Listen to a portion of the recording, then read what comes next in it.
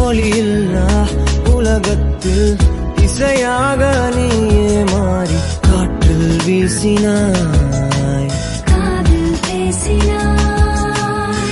மொழியில்லா மௌனத்தில் விழியாலே வார்த்தை கோர்த்து கண்ணால் பேசினாய், கண்ணால் பேசினாய். 100 ஆண்டு உன்